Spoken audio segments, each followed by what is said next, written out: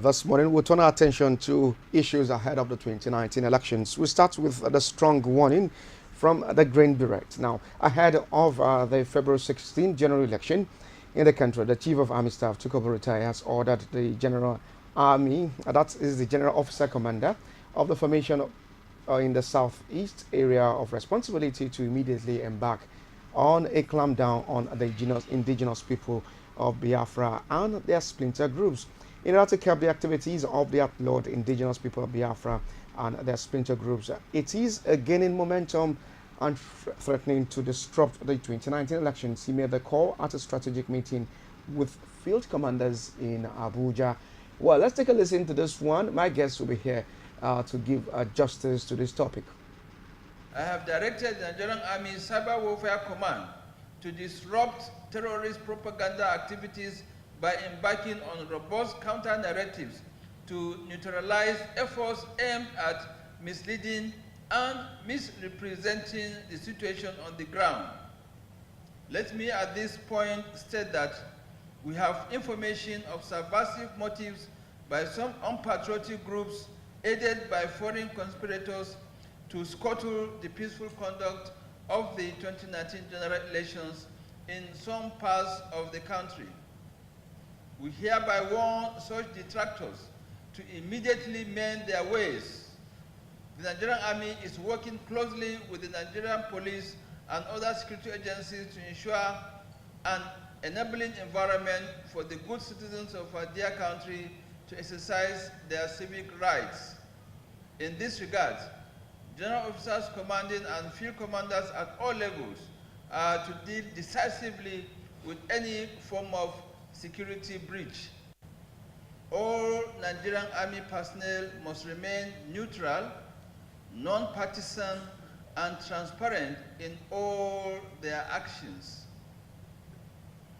I need to reiterate that there will be zero tolerance for any action and inaction by commanders at all levels that is deemed tilted towards giving undue advantage to any candidate, political party, ethnic or religious leanings to the detriment of the unity and integrity of Nigeria.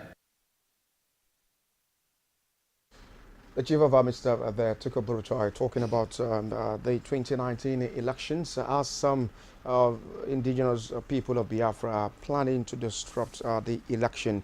My guests are still here. Kaudu Salako is a public affairs analyst, Vivian Ani, social commentator and economist. Thanks for staying tuned, gentlemen. Thank you very much. Still on the same matter, talking about the plan for the 2019 elections. Do you feel or think that the security agencies are ready for this election?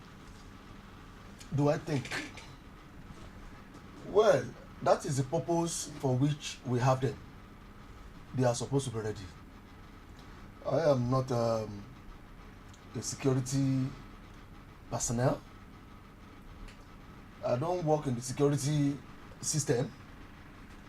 But one thing I know is that the presidency wouldn't want a record or history of an electoral system or exercise where the security agencies won't leave above board. So I'm sure the commander-in-chief must have been holding meetings with them and giving them instructions on what to do and how to properly police and secure the lives and property of responsible electorate during the election time. Part of that is what we have heard from the Chief of Army Staff right now, trying to address the issue of the instructions of Nnamdi Kanu, the leader of the Ipob, has been trying to generate. And what is the instruction? Kanu wants referendum. He's calling for, he's saying instead of having election in the southeast on February 16, that there must be referendum. So instead of election, it should be referendum. And I will keep saying this. I've been saying it for many years, and I'll keep saying it. Kanu and his group members are only pursuing a misguided objective. No matter how good the objective they are pursuing might appear to them, might look to them, the fact remains that that objective is still an objective of a dissident, misguided group. Does it mean I can also gather people now, come out with a name to say I also want my own country? That is the question. Does it mean anybody, does it mean my sister here can just wake up in the morning, gather a group, give the group a name, and start asking for secession from Nigeria? And she will expect the federal government to take her seriously. When all the traditional rulers in our region, in our place, are not involved, when all the governors are not involved, when the Igbo still have lawmakers in the Nigerian system helping to legislate, to make laws every day, when all the serious-minded, responsible socio-cultural groups in your area are not with you, they are not in support of you, but you just wake up in the morning, gather a group of people, and using the instrumentality of the social media to start propagating the gospel that you want your own country. So, Nnamdi Kanu can never ever be taken seriously by any responsible and serious federal government, because his people, his region, the people who are supposed to be involved in this struggle are not with him. Just a moment. He remains a guerrilla and dissident. Just a moment, Kaudes. Group that is just working to destabilize the unity of Nigeria. That's all. Kaudes Alako, how would you describe the step taken by the Nigerian army on the clampdown on Ipob? Yes, what do you do to a dissident group that has refused to be civil in its operations? You hand them over to the security agencies, the security system. I take sort them out. I take that as your own contribution concerning that one. Vivian, the clampdown on the the mode of operation is now what indigenous people of but it is definitely the security that will sort them out. The clampdown on the indigenous people of Biafra at this time, 11 days to the presidential election. How would you describe this one? Well, you know, the Ipob thing is not just today that it all started. It's been brewing for a while. You know, the face-offs with government has been constant, you know, on and off, but this is not the first time that it's happening.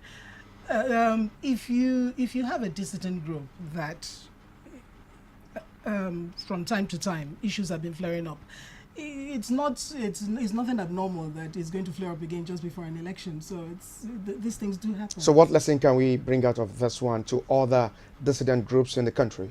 You cannot continue. You know one thing about being a dissident group is that at some point you will have to understand that the forces of the federal might are a lot greater than your own, and you will always be stronger. And at that point, you take a decision: do you continue to remain a dissident, or do you want to look for like-minded people? Even within government, there's certain people who share sympathies with dissident groups. So, do you want to work within the system, or do you want to work outside the system? It is obvious that Kanu doesn't want to work with the system. If not, he would have allowed sense of reasoning to govern the modus operandi of the operation of his group. I think there was a time the federal government gave him threw the only branch to him for amicable resolution. He rebuffed it. And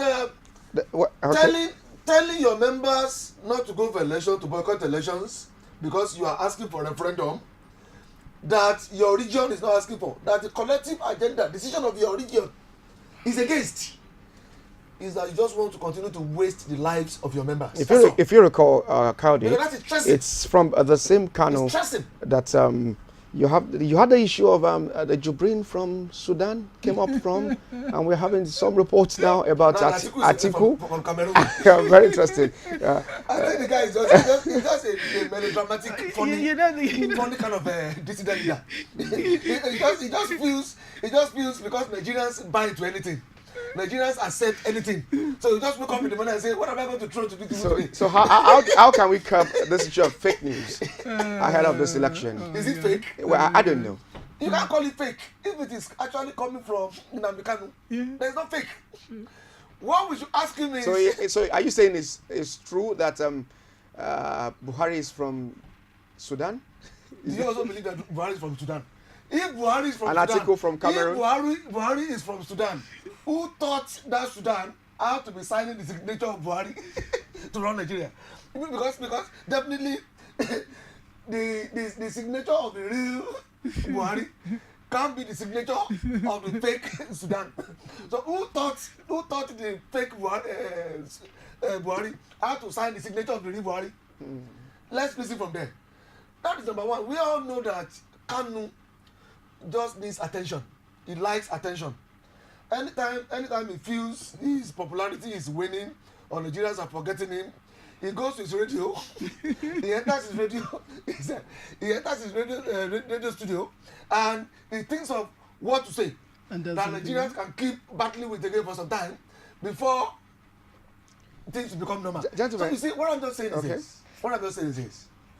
There is no way you won't have this kind of Nnamdi Kanu's character in a society, because our society over time has proved it to people like us that you have to be someone of Kanu's character before you can be elevated.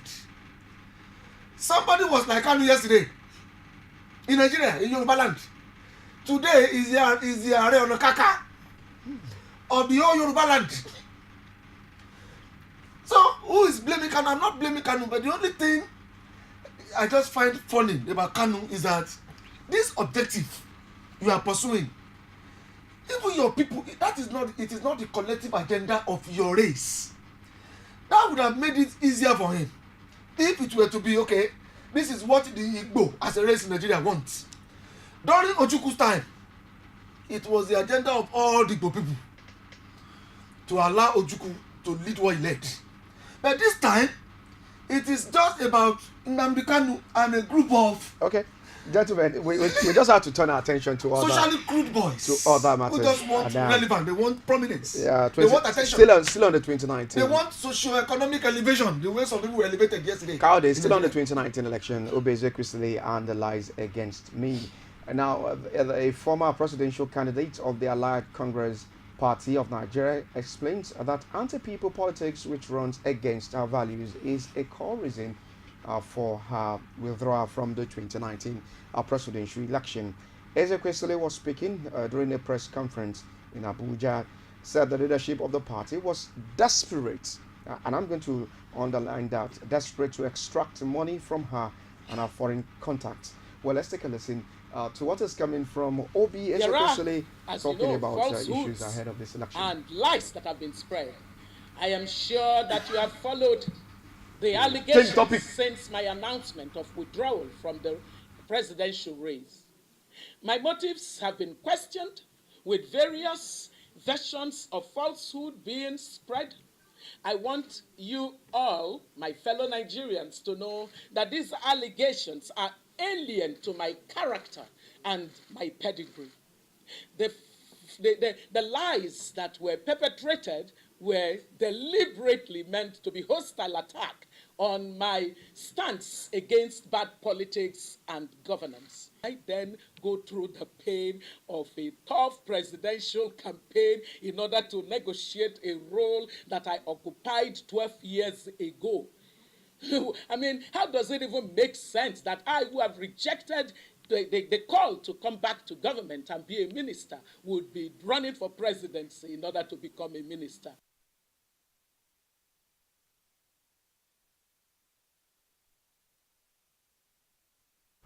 Well, strong words you may say coming there from Dxgh Chrisley, a former presidential candidate of the Allied Congress Party of Nigeria.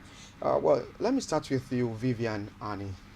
What do you make of the statements coming from Obi Ezekwesili at this time? Well, some people wondered why did she quit at first, but with this revelation, do you feel sorry or worried about the participation of women in politics? When you talk about participation of women in politics, she's not the first woman to have come out in politics, and she's definitely not going to be the last. So whatever she's saying is probably a function of what she's looking at happening in her immediate surroundings, and maybe even where she is at as a person at this particular period in time. So we've seen women go into politics and become very successful, and we've also seen women go into politics and not become so successful. So everything, whatever Obi Ezekwesili does not represent the future of women in politics, whether the future or the non-future of women in politics. It's just a function of who she is and what is happening at this particular time to her. So, at this time, talking about politics of money making, do you feel or think coming out as at that time was just to add to her CV? Nothing but that. Do you share in the sentiment? Let's be honest, coming out for a lot of people who are not in the mainstream parties is usually about adding value to their CVs. It's not so, even if that was her initial intention, it's not just her. It's not new. I mean, it happens in every country, in every democracy. People come out on ventures where we know that it's unlikely that they're going to amount to being the front runners in the race, but they do come out because it gives them visibility. And who knows, at times you come out not thinking you're going to go far, and believe me, you just catch the public at the right mood and zoom. We've seen very unlikely candidates emerge as front runners. So okay, Kawade, let me come to you. Well, strong words coming from Obi at this time, saying that the leadership of the party was desperate to extract money from her and her foreign contacts. What do you make of this one vis-a-vis the contenders in this 2019 presidential election coming up February 16? Do you see her, but though she has backed out now, as one of the pretenders in this election? Well, I didn't see her as the next president of Nigeria in the first place. I only saw her as a woman of courage. I like her courage. I like Obi's courage. And I like the fact that she has been actively involved in the process. One thing Obi Ezekwesili has been trying to do for the women folks in the Nigeria's politics is to give them better visibility. When you see people like Obi always in the street, on the TV, in the process, talking, struggling with men and all of that, then it gives you that impression that, oh, Nigerian women are alive. They are also coming out strongly to represent, to be involved. They don't want to sit in the kitchen, in their kitchens anymore. They don't want to be those kind of traditional domestic women anymore. So I like her courage for that. But for what she's complaining about, I say it is the dawn of the reality on her. It is the reality. I was telling my sister at the background before we came on the platform here that one of the main problems with us in Nigeria is the peculiar nature of our social character and orientation as a people. And that is what has been struggling with Obi's, our